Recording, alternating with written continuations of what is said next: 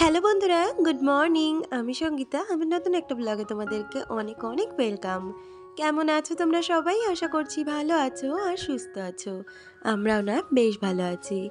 আর আজকে হচ্ছে বৃহস্পতিবার আর এখন ঘড়িতে বাজে সকাল ৯টা। তোমাদেরকে সাথে নিয়ে আজকে ব্লগটা এখান থেকেই শুরু করছি। আই হোপ ব্লগটা ভালো লাগবে।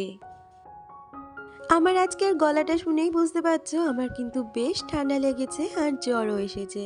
আজকে সকাল থেকে যে কিছু কাজ করতে পারবো সেটাই ভাবিনি, কারণ সকালে ছেলেকে রেডি করা, ওকে খাওয়ানো ও টিফিন বানানো সমস্তটাই হাজবেন্ড করে দিয়েছে।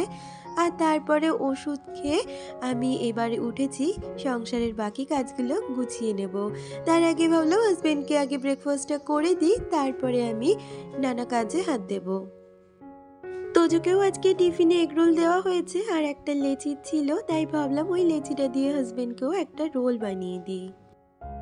তবে এর আগে কিন্তু আমার স্নান পুজো দুটোই হয়ে গেছে। আজকে যেহেতু বৃহস্পতিবার সে কারণে পুজোটা তো আমাকেই দিতে হবে, তাই অনেকটা দেরি করে গরম জল করে স্নান করে পুজো দিয়ে তারপরে রান্নাঘরে চলে এসেছি। আর জানো তো ভীষণ ঠান্ডা লাগছিল বলে দেখতেই পাচ্ছ গায়ে চাদর দিয়ে কাজ করছি। হাজারো শরীর খারাপ থাক আর তাড়াহুড়োই থাক, আমার কিন্তু সকালে স্নান করে পুজো দেওয়ার একটা অভ্যেস রয়েছে। আমার অসুবিধে ছাড়া আমি কিন্তু এই বিষয়টা কখনোই মিস করি না। সেই কারণে সমস্ত কাজ গুছিয়ে কিন্তু রান্নাঘরে এখন কাজে এসেছি। আর যেহেতু শরীরটা খারাপ সে কারণে হাজবেন্ড বলল আজকে দুপুরে প্লেন ডিমের ঝোল আর ভাত করো। ডিম সিদ্ধ বসিয়ে দিয়েছি আর তার সাথে একটু ডাল সিদ্ধ বসিয়েছি। কারণ কি বলতো, মুখে না কোনো স্বাদই নেই। জানি না এই একদিনের জ্বরে এতটাই শরীরটা দুর্বল হয়ে গেছে আর কিছু খেতেও ইচ্ছে করছে না। সেই কারণে ডাল সিদ্ধটা দিয়েছি। আমার আবার এই মুসুর ডাল সিদ্ধটাই খুব ভাল লাগে, তো সেই জন্য।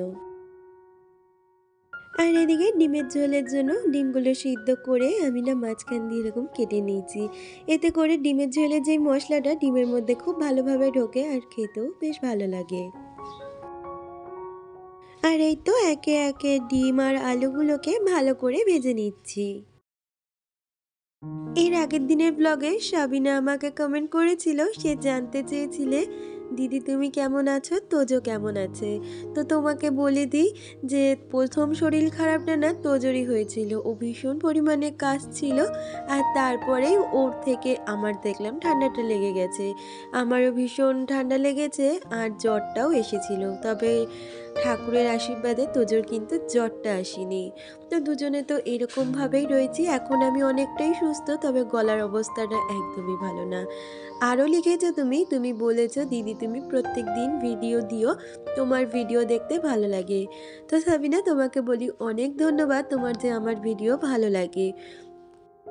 তো সাবিনা তোমাকে আমি বলতে চাই আমি এই মুহূর্তেই পারবো না ডেলি ভিডিও দিতে, তবে তুমি যখন বলেছো বা অনেকেই আমাকে এই রিকোয়েস্টটা করেছে, আমি চেষ্টা করব পরবর্তী সময়। এই মুহূর্তে সেটা একদমই পারবো না। তোজো সোমবার থেকে ফাইনাল এক্সাম, তো ওকে আমাকে অনেকটাই সময় দিতে হচ্ছে। তারপরে তো সংসারের নানা কাজ, আজ এই শরীর খারাপ কাল ওই শরীর খারাপ লেগেই রয়েছে। তো সেই জন্য একদিন পর পর ভিডিও দেওয়াটা আমার কাছে খুব সুবিধাজনক। আর এই তো কথা বলতে বলতে আমার কিন্তু অনেকগুলো কাজ হয়ে গেছে। ওদিকে ভাতটা ফুটতে ফুটতে আর ডিমের ঝোলটা হতে হতে আমি কিন্তু বেশ কিছু বাসনও মেজে নিয়েছি আর তারপরে দেখলাম আমার ভাতটাও হয়ে গেছে। আর ওই যে ডাল সিদ্ধটা করেছিলাম তাতে একটু পেঁয়াজ ভেজে দেবার জন্য আমি এই তড়কা প্যানে একটু তেল দিয়ে পেঁয়াজ আর শুকনো লঙ্কা ভেজে এটা দিয়েই আমি এই ডাল সিদ্ধটা মাখিয়ে নেব। এইভাবে ডাল সিদ্ধ খেতে কিন্তু আমার খুব ভালো লাগে। আমার মতন তোমাদের কার কার পছন্দ অবশ্যই জানিও। আর এদিকে দেখো আমার ডিমের ঝোলটাও কিন্তু বেশ সুন্দরভাবে হয়েও গেছে আর এটাকে এখন নামিয়ে নেব। আমার কিন্তু সমস্ত রান্না টাইমের মধ্যে কমপ্লিট হয়ে গেছে আর এখন রান্নাঘরটাকেও ভালো করে পরিষ্কার করে নেব। আর তারপর যাব স্কুলে তোজোকে আনতে। সকালবেলা আর আজকে আমি ওকে দিতে যেতে পারিনি, তবে আনতে যেতে অবশ্যই হবে।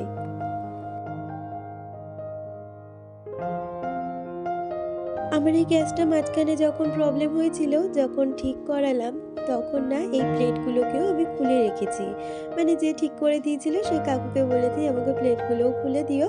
তাহলে কি বলতো মাজা ধোয়া করতে খুব সুবিধে হয়। আর এই যে এখন গ্যাস ওভেনটাকে ১ম এ একটা স্ক্রচ ব্রাইট আর একটু বাসন মাজার সাবান দিয়ে পরিষ্কার করে নিলাম যেহেতু তেল চিটচিট করছিল। আর তারপর একটা ভেজা ন্যাকড়া দিয়ে সমস্তটাই ভালো করে মুছে নিচ্ছি। প্রতিদিনই কিন্তু রান্নার পরে রান্নাঘরটা আমি পরিষ্কার রাখি, কারণ আমার দেখতে ভীষণ ভালো লাগে। আবারও যখন বিকালবেলা আসবো রান্নাঘরে চা করতে বা রাত্তিরে রান্না করতে, দেখতে কিন্তু বেশ ভালো লাগে। সেই জন্য চেষ্টা করি যতই সময় লাগুক বা যতই দেরি হয়ে যাক না কেন, রান্নার পরে রান্নাঘরটা যেন গুছানো থাকে। আসলে ঘরবাড়ি পরিষ্কার পরিচ্ছন্নতার মধ্যেই কিন্তু একটা পজিটিভিটি কাজ করে। পজিটিভ ভাইবস সারা জায়গায় ছড়িয়ে যায়।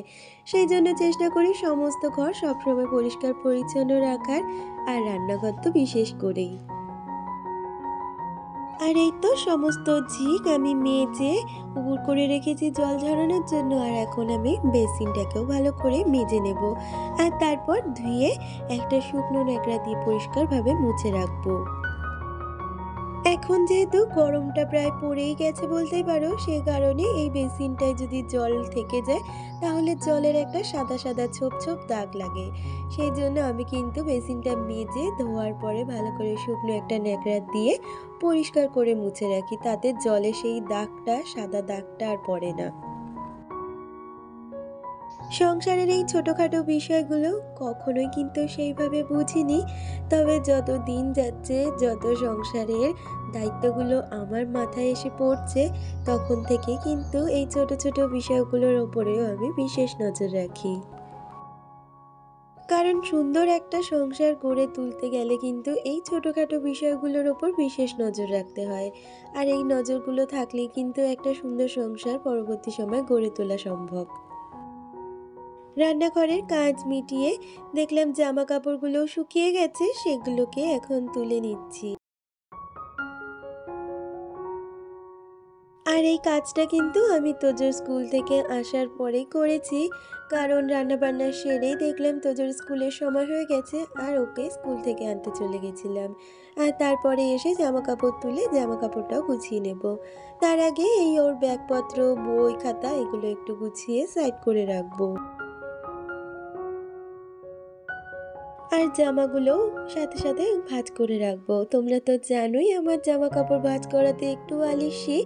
তবে কি বলতো, যেহেতু এখন গরমকাল পড়ে গেছে প্রায়, জামা কাপড়ও কম রয়েছে আর সময়টাও হাতে অনেকটা বেশি পাওয়া যায়, তাই এই কাজগুলো এই বেলাতেই করে রাখতে পারি। হাতে সময় থাকলে গুছিয়ে কাজ করতেও ভালো লাগে, আর গুছিয়ে কাজ করলেও কিন্তু অনেকটা সময় হাতে পাওয়া যায়। তো সব মিলিয়েই তো আমাদের সংসার, আর এই তো এখন তোজোর জামা কাপড়গুলোকেও ভাঁজ করে নেব। এগুলো ওর স্কুল ড্রেস, তবে এখন আর এগুলো কাচবো না। আবার ওই শনিবার ছুটি, শনিবার কেচে দেবো, রবিবারের মধ্যে শুকিয়েও যাবে। আবার সোমবার থেকে স্কুলে পড়ে যেতে পারবে। আর এখন এই সোয়েটার তো রাখছে না, এইটাও কেচে একেবারে তুলে দেবো। আর তোজোর স্কুলের ড্রেস তো এই আর একটা সপ্তাহেই ওর এই ড্রেস চলবে, তারপরে তো আবারও নতুন ড্রেস। আবারও তোমাদের সাথে দেখা হচ্ছে সেই বিকালবেলা। এখন ঘড়িতে বাজে ওই ৫টা নাগাদ। এখনো বাইরেটা বেশ পরিষ্কার। আর হাজবেন্ড বলল একটু চা করো, চা খাবো। আমাদের কিন্তু বিকালের চা খাওয়ার টাইম ৫টা থেকে ৫:৩০। আর আমার শ্বশুরমশাই যখন বেঁচে ছিলেন ওনার কিন্তু ৪টের মধ্যে চা লাগতোই। তো উনি তো সারাদিন পারলে চায়ের ওপরই থাকতো, এরকম একটা ব্যাপার। আর হাজবেন্ডের চায়ের সাথে সাথে আমি আমার নিজেরও গ্রিন টিটা নিয়ে নিয়েছি, কারণ এরপরে তোজো আবার পড়তে যাবে ৫:৩০ নাগাদ। সেই জন্য একসাথে দুজনে চাটা খেয়ে নেব। আজকে তো বৃহস্পতিবার, তাই ঘরে একটু ধুনো দিচ্ছি। আগে তো প্রায় দিনই দেওয়া হতো, তবে নারকেল ছোবড়ানা একদমই পাওয়া যাচ্ছে না। তাই বৃহস্পতিবারের দিনগুলোতেই আমি ঘরে একটু ধুনো দিই। ঘরের সমস্ত কোণাচে আনাচে ধুনোটা দিই। এতে মশার উপদ্রবটাও কম লাগে, আর এই ধুনোর গন্ধটাও আমার কিন্তু ভীষণ ভালো লাগে। আর এতে কিন্তু একটা পজিটিভ ভাইবসও কাজ করে। সন্ধ্যের পরে আবারও দেখা হচ্ছে তোমাদের সাথে সেই রাত্রের ডিনারের সময়।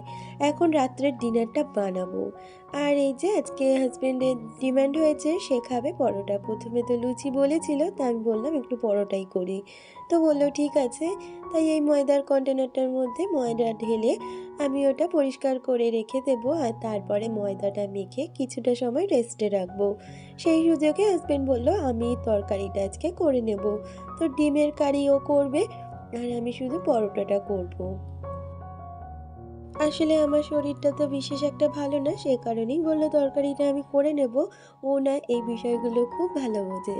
আর দেখবে সংসারের কাজগুলো যদি একে অপরের হাত ধরে ভাগ করে নেওয়া যায়, তাহলে কিন্তু সংসারের কাজের ভারটা বেশি কখনোর জন্যই লাগে না। আর এই তো আমি পরোটাগুলো ভেজে নেব আর তারপরে কিন্তু রাত্রের খাবারটা বেড়ে নেব।